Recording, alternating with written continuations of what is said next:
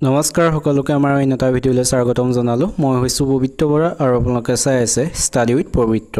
আজি আমি পুনৰ এখন মডেল কুৱেশ্যন পেপাৰ লৈ আহিছোঁ। এখন 9 নম্বৰ কুৱেশ্যন পেপাৰ। যদি সকলো আগৰকে এখন চোৱা নাই তেন্তে গৈ চাব। আমি ইয়াত আজি 50টা কুৱেশ্যন আলোচনা কৰিম। তাৰ 5 মাৰ্ক ৰাখিছোঁ 30।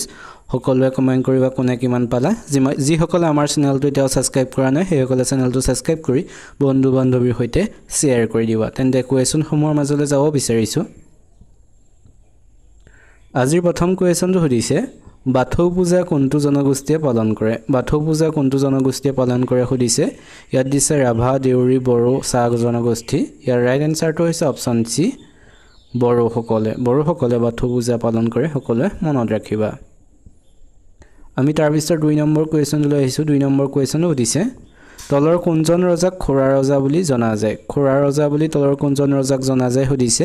ইয়াৰ অপশ্যনৰ শুদ্ধ উত্তৰটো হৈছে অপশ্যন বি, চুখাম্ফা বা চুখাম্ফাক খোৰা ৰজা বুলি জনা যায়। সকলোৱে মনত ৰাখিবা।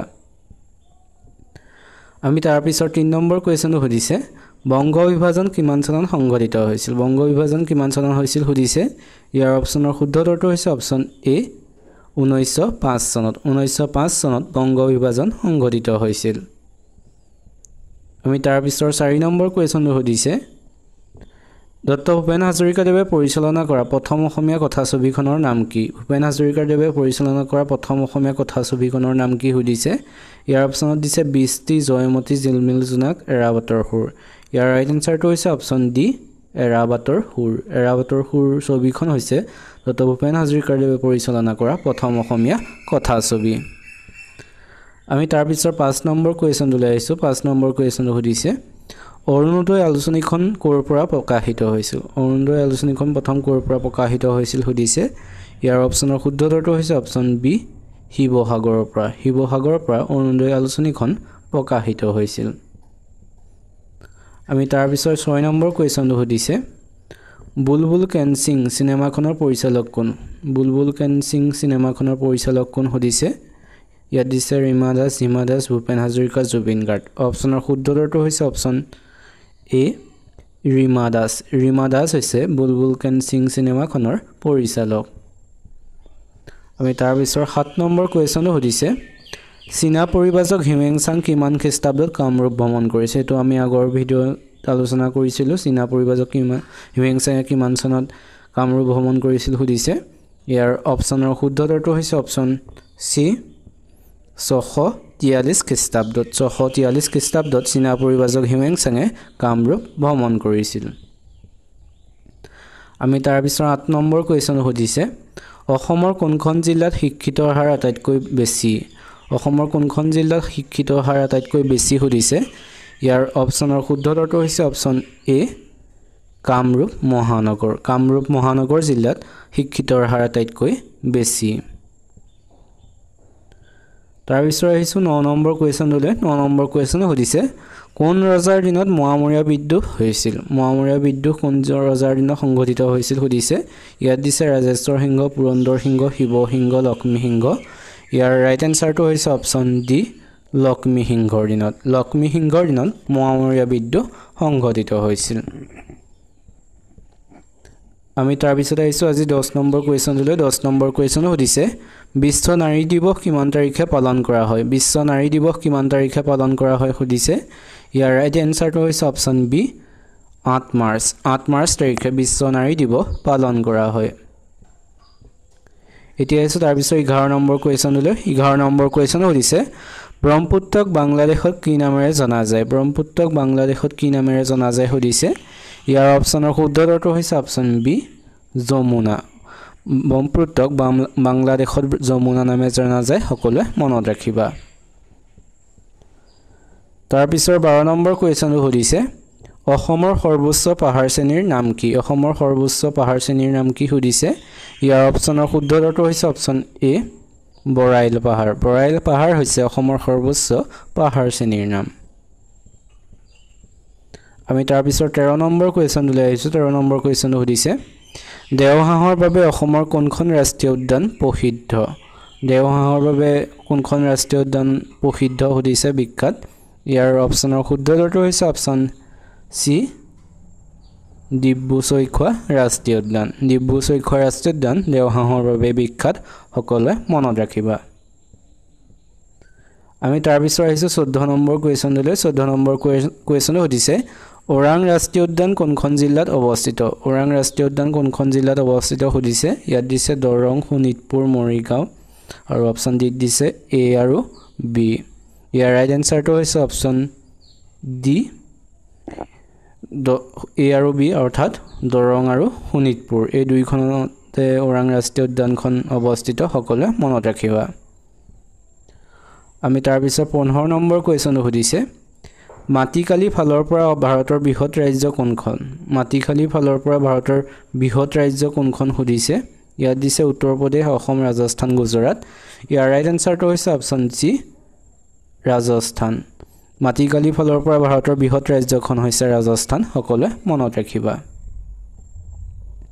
তাৰ পিছত আহিছো 16 নম্বৰ কোৱেশ্চনলৈ 16 নম্বৰ কোৱেশ্চন সুধিছে বন্দীপুৰ ৰাষ্ট্ৰীয় উদ্যান কোনখন ৰাজ্যত অৱস্থিত বন্দীপুৰ ৰাষ্ট্ৰীয় উদ্যান কোনখন ৰাজ্যত অৱস্থিত সুধিছে ইয়াৰ অপচনৰ শুদ্ধ উত্তৰটো হৈছে অপচন বি কৰ্ণাটকত বন্দীপুৰ ৰাষ্ট্ৰীয় উদ্যানখন অৱস্থিত সকলোৱে মনত ৰাখিবা এতিয়া আছে তাৰ পিছত 17 নম্বৰ কোৱেশ্চনলৈ 17 নম্বৰ কোৱেশ্চন সুধিছে ভাৰতৰ মানচিত্ৰ কিমান চনত অংকন কৰা হৈছিল ভাৰতৰ মানচিত্ৰখন কিমান চনত অংকন কৰা হৈছিল সুধিছে ইয়াৰ অপচনৰ শুদ্ধ উত্তৰটো হৈছে অপচন ডি 1767 চনত 1767 চনত ভাৰতৰ মানচিত্ৰখন অংকন কৰা হৈছিল সকলোৱে মনত ৰাখিবা 1767 চনত আমি তাৰ পিছত 18 নম্বৰ কোৱেশ্চনলৈ আহিছো 18 নম্বৰ কোৱেশ্চন সুধিছে ভূটানৰ মুদ্ৰাৰ নাম কি ভূটানৰ মুদ্ৰাৰ নাম কি সুধিছে ইয়াৰ অপচনৰ শুদ্ধ উত্তৰটো হৈছে অপচন বি গালড্ৰাম হৈছে ভূটানৰ মুদ্ৰাৰ নাম তাৰ পিছত আহিছো 19 নম্বৰ কোৱেশ্চনলৈ 19 নম্বৰ কোৱেশ্চন সুধিছে ইৰানৰ পুৰণি নাম কি সুধিছে এনে ধৰণৰ কোৱেশ্চন আহিছে যোৱা বছৰ গতিকে মনত ৰাখিবা সকলোৱে ইয়াৰ অপচনৰ শুদ্ধ উত্তৰটো হৈছে অপচন ডি পাৰস্য হৈছে ইৰানৰ পুৰণি নাম সকলোৱে মনত ৰাখিবা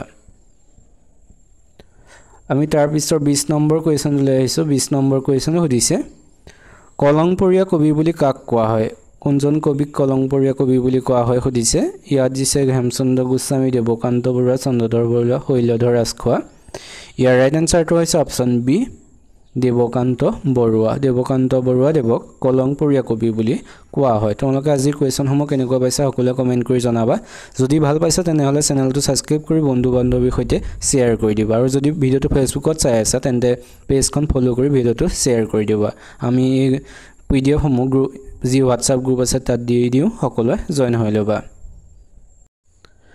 আমি তাৰ পিছত 21 নম্বৰ কোৱেশ্চনলৈ যাব বিচাৰিছো 21 নম্বৰ কোৱেশ্চনটো সুধিছে কোনজন আহোম ৰজাক ভঙনীয়া ৰজা বুলি কোৱা হয় ভঙনীয়া ৰজা বুলি কোনজন আহোম ৰজাক কোৱা হয় সুধিছে ইয়াৰ অপচনৰ শুদ্ধ উত্তৰটো হৈছে অপচন বি জয়ধ্বজ সিংহক ভঙনীয়া ৰজা বুলি কোৱা হয় সকলোৱে মনত ৰাখিবা তাৰ পিছত আহিছো আমি 22 নম্বৰ কোৱেশ্চনলৈ 22 নম্বৰ কোৱেশ্চন সুধিছে গৰমপানী অভয়াৰণ্য তলৰ কোনখন জিলাত অৱস্থিত গৰমপানী অভয়াৰণ্য তলৰ কোনখন জিলাত অৱস্থিত সুধিছে ইয়াত দিছে যোৰহাট মৰিগাঁও কাৰ্বি আলং শোণিতপুৰ অপচনৰ শুদ্ধ উত্তৰটো হৈছে অপচন সি কাৰ্বি আলং জিলাত গৰমপানী অভয়াৰণ্যখন অৱস্থিত সকলোৱে মনত ৰাখিবা তাৰ পিছত আহিছো 23 নম্বৰ কোৱেশ্চনলৈ ইয়াৰ হেবোৰ নাম্বাৰবোৰ ভুল হৈ আছে সকলোৱে হেতু কাৰণে একো নকবা ইয়াৰ 23 নম্বৰ কোৱেশ্চন সুধিছে ভাৰতত প্ৰথম লোকপিয়ল কোন বছৰত কৰা হৈছিল সুধিছে ইয়াৰ অপচনৰ শুদ্ধ উত্তৰটো হৈছে অপচন এ 1872 চনত ভাৰতত প্ৰথম লোকপিয়ল কৰা হৈছিল সকলোৱে মনত ৰাখিবা আমি তাৰ পিছত 24 নম্বৰ কোৱেশ্চনলৈ আহিছো 24 নম্বৰ কোৱেশ্চনটো সুধিছে আনন্দ চন্দ্ৰ বৰুৱাই কোনখন গ্ৰন্থৰ বাবে সাহিত্য একাডেমী বঁটা লাভ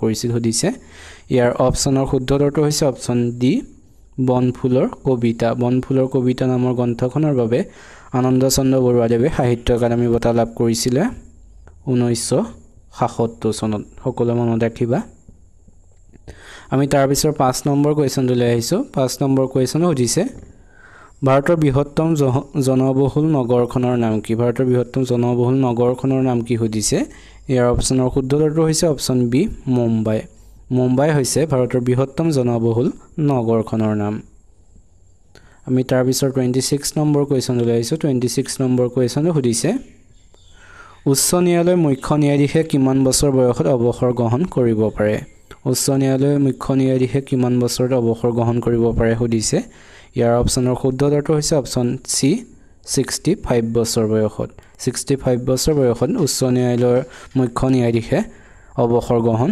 কৰিব পাৰে উচ্চতম ন্যায়ালয় নহয় উচ্চতম ন্যায়ালয় আমি তাৰ পিছৰ কোৱেশ্চনলৈ যাব বিচাৰিছো তাৰ পিছৰ 7 নম্বৰ কোৱেশ্চনটো সুধিছে 27 নম্বৰ কোৱেশ্চনটো সুধিছে দাস বংশৰ প্ৰতিষ্ঠাতা কোন সুধিছে ইয়াৰ অপচনৰ শুদ্ধ উত্তৰটো হৈছে অপচন এ কুতুবুদ্দিন আইবাক হৈছে দাস বংশৰ প্ৰতিষ্ঠাতা আমি তাৰ পিছত 28 নম্বৰ কোৱেশ্চন লৈ আহিছো 28 নম্বৰ কোৱেশ্চনটো সুধিছে তাজমহল নিৰ্মাণ কৰিবলৈ কিমান বছৰ লাগিছিল সুধিছে এইবোৰ কোৱেশ্চনসমূহ আমি আগত আলোচনা কৰিছিলো গতিকে সকলোৱে মনত ৰাখিবা কোৱেশ্চনসমূহ ইয়াৰ অপচনৰ শুদ্ধ উত্তৰটো হৈছে অপচন ডি 20 বছৰ কেতিয়াবা 22 বছৰ বুলি থাকে ইয়াৰ ৰাইট আনসাৰটো হ'ব অপচন ডি 22 বছৰ আমি তাৰ পিছৰ কোৱেশ্চনলৈ যাব বিচাৰিছো তাৰ পিছৰ 29 নম্বৰ কোৱেশ্চন সুধিছে মণিপুৰে কিমান চনত পূৰ্ণাংগ ৰাজ্যৰ মৰ্যাদা লাভ কৰিছিল সুধিছে ইয়াৰ অপচনৰ শুদ্ধ উত্তৰটো হৈছে অপচন এ 1972 চনত মণিপুৰে পূৰ্ণ ৰাজ্যৰ মৰ্যাদা লাভ কৰিছিল এতিয়া আমি তাৰ পিছৰ 30 নম্বৰ কোৱেশ্চনলৈ 30 নম্বৰ কোৱেশ্চনটো সুধিছে কলিকতাৰ ভিক্টোৰিয়া মেমৰিয়েল কাৰ সময়ত নিৰ্মাণ কৰা হৈছিল কলিকতাৰ যি ভিক্টোৰিয়া মেমৰিয়েল যোৱা বছৰ আহিছিল ভিক্টোৰিয়া মেমৰিয়েল ক'ত অৱস্থিত বুলি গতিকে কাৰ সময়ত নিৰ্মাণ কৰা হৈছিল সুধিছে ইয়াৰ অপচনৰ শুদ্ধ উত্তৰটো হৈছে অপচন সি লৰ্ড কাৰ্জনৰ দিনত কলিকতাৰ ভিক্টোৰিয়া মেমৰিয়েল নিৰ্মাণ কৰা হৈছিল তোমালোকে কিমানটা শুদ্ধ কৰিছা সকলোৱে হিচাপ কৰি যাবা আৰু শেষত কমেন্ট কৰিবা এতিয়া তাৰ পিছৰ 31 নম্বৰ কোৱেশ্চনলৈ 31 নম্বৰ কোৱেশ্চনটো সুধিছে সূৰ্যৰ পৰা পৃথিৱীলৈ পোহৰ আহি পাওঁতে কিমান সময় লাগে সুধিছে ইয়াৰ অপচনৰ শুদ্ধ উত্তৰটো হৈছে অপচন এ 8 মিনিট কিবা ছেকেণ্ডটা লাগে সকলোৱে এটো মনত ৰাখিবা ইয়াত যেটো 8 মিনিট 9 মিনিট 10 মিনিট 11 মিনিট বুলি দিয়া আছে ইয়াৰ ৰাইট আনসাৰটো হৈছে অপচন এ 8 মিনিট এতিয়া তাৰ পিছৰ 32 নম্বৰ কোৱেশ্চনলৈ 32 নম্বৰ কোৱেশ্চনটো সুধিছে 18 নং ৰাষ্ট্ৰীয় ঘাইপথ তলৰ কোনখন ৰাজ্যৰ মাজেৰে পাৰ নহয় 18 নং ৰাষ্ট্ৰীয় ঘাইপথ তলৰ কোনখন ৰাজ্যৰ মাজেৰে পাৰ নহয় সুধিছে ইয়াৰ অপচনৰ শুদ্ধ উত্তৰটো হৈছে অপচন সি বিহাৰৰ মাজেৰে 18 নং ৰাষ্ট্ৰীয় ঘাইপথটো পাৰ হৈ নাযায় সকলোৱে মনত ৰাখিবা আমি তাৰ পিছৰ 33 নম্বৰ কোৱেশ্চনটো লৈ আহিছো 33 নম্বৰ কোৱেশ্চনটো সুধিছে জৱাহৰলাল নেহেৰু বন্দৰ ক'ত অৱস্থিত সুধিছে ইয়াৰ অপচনৰ শুদ্ধ উত্তৰটো হৈছে অপচন বি মহাৰাষ্ট্ৰত জৱাহৰলাল নেহেৰু বন্দৰ অৱস্থিত সকলোৱে মনত ৰাখিবা আমি তাৰ পিছৰ 34 নম্বৰ কোৱেশ্চন লৈ আহিছো 34 নম্বৰ কোৱেশ্চনটো সুধিছে কোন চনত তেলেংগানা ভাৰতৰ 29 সংখ্যক ৰাজ্য হিচাপে পৰিগণিত হৈছিল তেলেংগানা ভাৰতৰ 29 সংখ্যক ৰাজ্য হিচাপে কিমান চনত পৰিগণিত হৈছিল সুধিছে ইয়াৰ অপচনৰ শুদ্ধ উত্তৰটো হৈছে অপচন ডি 2014 চনত তেলেংগানা ভাৰতৰ 29 সংখ্যক ৰাজ্য হিচাপে পৰিগণিত হৈছিল এতিয়া আজিৰ শেষৰ কোৱেশ্চনটোলৈ শেষৰ অৰ্থাৎ 35 নম্বৰ কোৱেশ্চনটো সুধিছে পুংচুলাম কোন ৰাজ্যৰ লোকনৃত্য সুধিছে ইয়াৰ অপচনৰ শুদ্ধ উত্তৰটো হৈছে অপচন এ মণিপুৰৰ এবিধ লোকনৃত্য হৈছে পুংচুলাম সকলোৱে মনত ৰাখিবা তোমালোকে এই যি 35টা কোৱেশ্চন এই 35টা কোৱেশ্চনৰ ভিতৰত কিমান শুদ্ধ কৰিলা সকলোৱে কমেন্ট কৰি জনাবা আমি 35টাৰ শুদ্ধ আমি 5 মাৰ্ক ৰাখিছো 25 গতিকে 25ৰ ওপৰত সকলোৱে শুদ্ধ উত্তৰ কৰিবা বুলি আশা থাকিল তোমালোকে এই পিডিএফ সমূহ আমাৰ যি হোৱাটছআপ গ্ৰুপ আছে তাতে পাই যাবা আৰু আমি ফেচবুকতো দি দিওঁ কুৱেশ্যনসমূহ সকলোৱে তাৰ পৰা লিখি ল'ব পাৰিবা আমি যদিও 50টা কুৱেশ্যন আজি আনিম বুলি ভাবিছিল কিন্তু সময়ৰ অসুবিধাৰ বাবে আমি 35টা আনিলো আমি নেক্সট যেতিয়া আনিম তেতিয়া আমি অলপ সৰহকৈ আনিবলৈ চেষ্টা কৰিম গতিকে সকলোৱে ভিডিঅ'সমূহ চাই যাব চেনেলটো ছাবস্ক্ৰাইব কৰি থব আজিলৈ তেন্তে ভিডিঅ'টো ইমানে ধন্যবাদ